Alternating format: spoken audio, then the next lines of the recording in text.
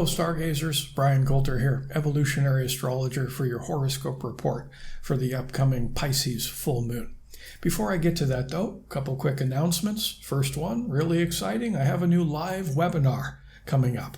So if you have a passion for astrology and you'd love to learn with me, please join. It'll be on September 12th at 8 a.m. Pacific time. Even if you can't make the live webinar, we do record the thing so you can, have it later for your studies. And the subject for this webinar is speed reading the birth chart. The last one I did was reading the karmic signature. Now we can get down into the nuts and the bolts of reading someone's chart rather quickly. I have a very polished method that with practice, of course, within a few minutes you can learn so much about your own chart or the chart of a loved one. As I'm sure you're aware, astrology is very complex. Okay, it's complicated, even intimidating. But this is a great class if you've had a latent fantasy of dipping your toes in astrological study. This would be a good one to start with, where we can start to parse out the core components of someone's chart very quick. So if you're interested, I'll put a link below in the show description. It's a webinar that's being hosted through Lada's website and her YouTube channel. And I also did another video where I introduce this upcoming webinar, but I even speed read Lada's chart on her YouTube channel. And she even asked me a little bit about my chart. So if you're interested in Lada's chart or my chart or learning more about what the heck it is I'm going to teach during this webinar, I'll put a link to that other video below as well. And the other quick announcement is, unfortunately, I will not be able to do the meditation in today's video. Very, very sorry about that. I have to head to the hospital. I got a bit of a family emergency that I have to go to. So my time's cut short here. So again, I apologize, but if you're feeling like the need to meditate, any of my other videos are quite good. All those meditations can be powerful, especially if practice through repetition once a day, doing those, because you can really cultivate these powerful visualizations. So those are the two announcements. All that being said, let's dive into the astrology. So Pisces full moon, and this is a beautiful full moon. Why the heck did I name it Rage Against the Machine, with a question mark? That's not a suggestion. We're seeing a lot of raging against the machine right now. But the question mark is implying, well, we have a choice. There's a better way. And the Pisces, that's not a phrase that fits well with Pisces, but Pisces will be really our saving grace during this time. But I picked that name just because it's so tense right now. I've been saying it for the last month. And what I've said in my last few videos is this Mars, the god of war in its own sign, the warrior, is whenever a planet's in its own sign, the symbolism, the archetypal field around that energy is maximized. So we're in this season of the warrior, which will continue all the way out through December. So the rage, that's a warrior word, anger. So the season of the warrior, in a more evolved way, we could say the season of the protector. But of this 6-month span of time, September and October are the most charged. And there's a variety of reasons for that I won't get into now. But if you've been feeling it, the pressure cooker already, it's like, get ready. It's only going to get worse from here. And that's not to discourage you or defeat you or to instill any or invoke any feelings of fear within you. Okay. I wouldn't be doing these videos to just be spreading fear around. Quite the opposite. My intention for these videos is to be inspirational. Okay, but I wouldn't be doing my job if I didn't at least point to the dark side. And you don't need me to point to the dark side. You're seeing it everywhere, but the astrology supports it. All the astrologers knew this year was going to be rough. But there is a good on the other side of this rough patch. Okay, I believe there's a much better future in store for us. So I'm highly optimistic. That's why I'm not allowing myself to get into these illusions of fear. Okay, and illusion's actually a key word we're going to have to return to. when we get to Pisces, again, our saving grace amidst the chaos.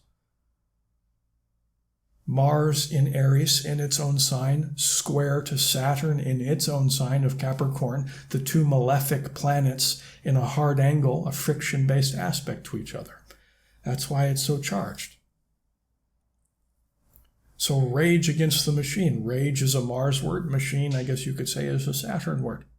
Yeah. Dark side Mars. Anger. Fear. Anger from fear. Rage, abuse, attacking, defending yourself, the wrong use of force, too much force. Saturn, the machine, control, loneliness, depression, restriction. We've been feeling a lot of that this year. So rage from the restriction, we're just breaking out, it's like, I've had enough of this, And if you think of a machine for a second, what is it? It's cold, calculating, efficient. Sure can accomplish a lot, okay? But it's not caring, It's not empathetic, which is, again, Pisces is about empathy, our saving grace. But we're raging against the machine, the control mechanisms on this planet. And the foundation of that old habitual way of existing, okay, the foundation is starting to crack and new life is starting to sprout forth, okay? But the means to that end is that the old system has to collapse. And that's what 2020 is all about, the collapse of the old in with the new, the great awakening. Hoorah, heck yeah. It's a welcome change. But it's getting worse before it's going to get better. Now, there's a high end with Mars and Saturn. Pointed to the dark, what's the light? Been saying this in my other videos too. So if you've heard this before, bear with me, because Pisces is going to be very, very helpful here. It's bravery, high end Mars. Courage, sovereignty, strength. Standing up tall, not getting into fear-based, egoic, flawed personality reactivity from the negative subset of emotions that branch underneath fear, okay, all the low consciousness emotions. That's not a true warrior. Warrior's strong. It can stay in reason, but still proactively engage in a very heated environment. And just stand up for your own values for yourself, values for others, stand up for yourself, defend the weak, defend yourself, but not in a way that harms anybody else. So, are we going to rage against the machine or be brave in the face of regime? Regime's another way of saying machine. The elite, the haves, the have-nots. The income gap inequality has gotten so wide that people's backs are against the wall and they've had enough. I say people, obviously I'm generalizing here. Different cultures all around the world. Some are doing it better than others. We have a friend, my wife and I have a friend in Germany, and she said this past weekend they were getting together for, I think she said she estimated about 1 million people getting together, saying we've had enough of this lockdown, but they're doing it in a very peaceful way. Was there 1 million people? I don't know. People like to come up with numbers. Haven't seen it on the media. No surprise there, But there's peaceful protests and then there's not peaceful protests. The peaceful protests where there's no destruction involved, people just want a better future. That's high in Mars, asserting oneself peacefully, okay? And then you don't have to look too hard to see where people aren't doing it peacefully and it's very destructive. We'll see a lot of that too. We're seeing the polarity, such as life. And we're also going to see this, I'm talking more globally, big picture stuff here, but we're also going to see, for many of us, we're going to feel a lot of interpersonal drama during this time as well. The Mars-Saturn interaction is heated globally, just generally speaking, but we also have another variety of aspects going on that really speak to our own close relationship, best friendships, partners, family stuff as well. And that's because Venus, sweet Madam Venus, the goddess of love, poor Madam Venus is in an opposition to that Saturn, and implicit in that is it's also square the Mars. Okay, so she's feeling a lot of pressure now too. Okay, so reactivity just in general is heightened, but especially within the walls of the home as well. If you have these planets really clicking in your chart in relationship houses and such, some people will be feeling this more than others.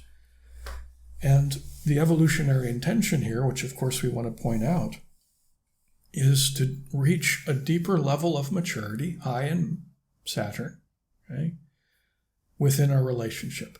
The relationships are being called to grow. And what's calling forth that growth process is the fiery igniter, which is Mars. It's an activator. It's a trigger planet. And here it is triggering the interaction between Venus and Saturn.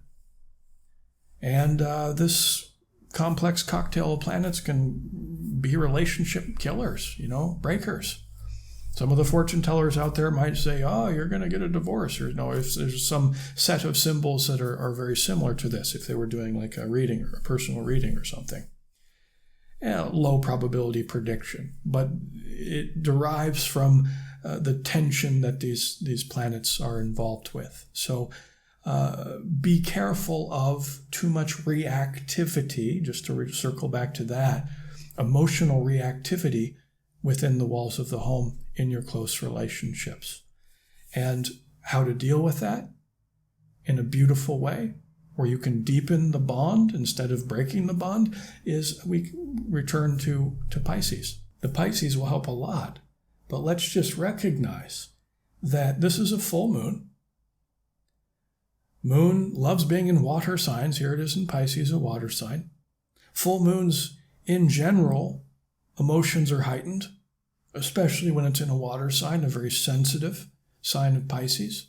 So people are just feeling more anger. If you have any latent resentments within the relationship, those are really bubbling to the top if you're sensitive to where these planets are in the sky right now, based on your birth chart. That's why it's important to know about your own birth chart. If you want to get a class, you know where to go. Shameless plug. But let's look at Pisces. Pisces is one of my favorite signs to talk about because there's an extreme high end and an extreme low end. I said everybody's more emotional now, generally speaking, okay? I'll also add to that, people are a bit more psychically sensitive now. Pisces is the most psychically sensitive sign in the zodiac. People are feeling more intensely with the combination of Pisces and this full moon than the pressure cooker planets of Mars and Saturn. What do we do? Well, I'll tell you what not to do, okay? Dark side Pisces. Then we'll get to the good stuff. I recommend not checking out of reality now, as compelling as that might be. Even myself last night, I'm like on Amazon Prime, just like needing to take a breather. Nothing wrong with that occasionally, but it's missing an opportunity to work with Pisces in a deeper way. And I will say that not only the full moon is heightening this, but it's also, the full moon is next to Neptune. I forgot to mention that. They're about 9 degrees apart, which is a wide conjunction, but Neptune is in retrograde, so it looks as though it's going backwards from our perspective on planet Earth. Meanwhile, the moon goes really fast. So as Neptune's going backwards, the moon's going really fast, so they're actually applying or coming closer together in this conjunction faster than they normally would be. So I would add Neptune in the mix as well. And Neptune is the ruler of Pisces, so there it is in its own sign. So very psychically and emotionally sensitive time. So checking out of reality. Yeah. Not a good idea now. What is a good idea with Pisces?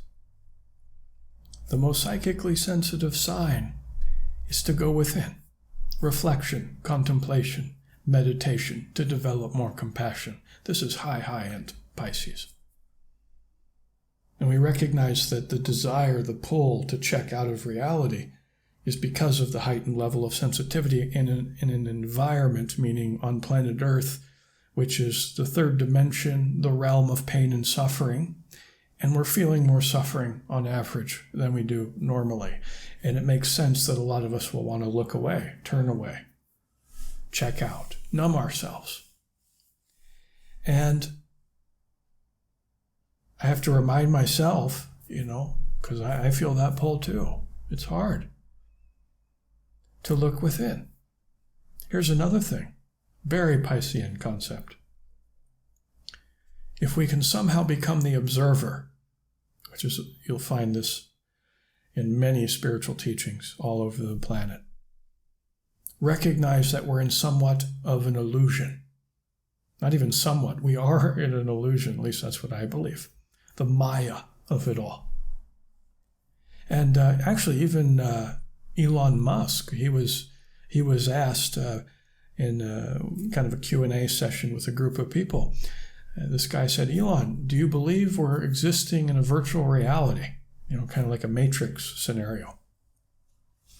And he kind of joked around a little bit, but when he finally got to the answer, he said, I believe there's a 1 in billions chance, with a B, 1 in billions chance that what we're experiencing here is base reality.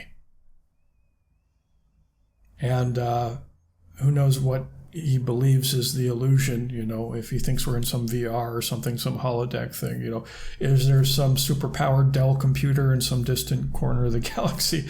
Probably not, But I agree with him, except for I don't think it's 1 in billions. I think it's 0 chance that we're in base reality, okay? That's my own belief. Because our divine essence comes from another place, our soul. The extension of God, the part of us that's infinite, having a finite experience in this multidimensional sort of vehicle. And when I say multidimensional, that's what I mean. I mean, we have this, flesh and blood here in this third dimension. We can feel it, we can see it, we can smell it. And then we have the emotional world, which exists in the fourth dimension, within our fourth dimensional body, which interpenetrates and coexists with our physical body. And then we have our fifth dimensional thought body. That's what I mean by multidimensional vehicle for our soul. So the soul comes from someplace, who knows, passes through the veil of amnesia and enters this vehicle to to experience life, to learn, to grow closer to God. Here on planet Earth, the school of hard knocks. So we're in the illusion now. Now, the illusion's very compelling, no doubt about it. That's part of the challenge. If we knew where we came from and didn't pass through the veil of amnesia, we wouldn't learn anything. It'd be too easy. It'd be cheating on the exam. So what an amazing way to have a virtual reality, is to forget where we came from. So if we can somehow become the observer, and almost through a detached observation, okay, not completely devoid of emotion, but just view reality from a half step back from ourselves. Like imagine you're at a movie theater. I think this is a concept I learned from the book The Untethered Soul by Michael Singer. Great book, and I believe it to be a very sort of Piscean or 12th house book, at least in terms of its material. He used the example in that book, if I'm remembering correctly. Imagine you're in a movie theater and you're watching a movie. You're in the seats. And if it's a good movie, you're kind of sucked into that reality for a while, that illusion. And then imagine the projectionist up in the booth. He's looking at that whole situation from a step back. He's working all the gear and stuff. He's seeing the image go out onto the screen. He's seeing the people viewing the image. So he has a completely different perspective of the situation as the person. The person down there watching is much more sucked up into the illusion of it all. And if we're sucked up into the illusion of all, we can become a lot more attached to certain outcomes and things and people and whatever.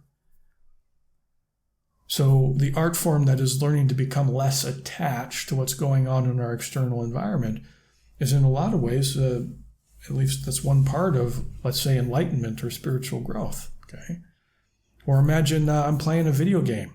I'm playing Call of Duty, and it's a very intense war game, and I'm really sucked up into it. And I played a lot of games in my life. I was born in 81. I got a Nintendo when I was 6. The rest is history, And, I know from personal experience, as a gamer, you get totally sucked into that world. Time melts, and you can literally lose days, if you become addicted to it. So here I am gaming. I'm totally sucked into that, losing track of time. Completely immersed in that VR, that different reality. And let's say there's a friend behind me watching me, and he's seeing me twitch about like a crazy, adrenaline addict and fully engaged in my experience. And he might be with me having fun, but he's also realizing, God, look at this fool. He's totally in this, So if we can somehow view reality from a half step back from ourselves, okay, what will it matter in 500 years? That's a very Piscean or Neptunian statement, okay? And there's the argument, of course, that it matters a lot in 500 years, especially now, because we're at this pivotal point in human history. Okay, so I somewhat disagree with that sentiment, but it's very transcendent sort of point of view. It doesn't matter, life goes on. We're here to learn. We learn. That's what really matters, So non-attachment. Now, that doesn't mean passivity. That doesn't mean spiritual bypassing, okay? This is not a time for passivity. Mars is about action, asserting oneself as a spiritual warrior, proactively climbing the ladder of consciousness and trying to stay somewhat detached from the reality as it's unfolding around you, realizing that you have responsibility and accountability for your own spiritual journey, but you can't control the outcome of other people. You can do your small part to help the greater good just by the energy field that you embody and having positive, loving, life-affirming thoughts and emotions to feed into the collective emotional and thought bodies that resonates with those positive thoughts and emotions. That's the beautiful gift. Anybody can provide, doing our own little small part as souls incarnate, expressing that love and light instead of feeding into the dark thought and emotional bodies, which is gaining tremendous power and momentum right now because of all the pain and suffering, okay? So the best thing you can do is meditation, And again, I'm sorry I didn't provide a meditation in this video. Really sorry about that. But meditation and contemplating these subjects I'm talking about is the best way to reap the most benefit from this Pisces full moon. And in turn, cultivate more bravery, okay, and more courage because you're less wrapped up in the chaos around you, saying, no, I'm not going to place my energy there in that negativity.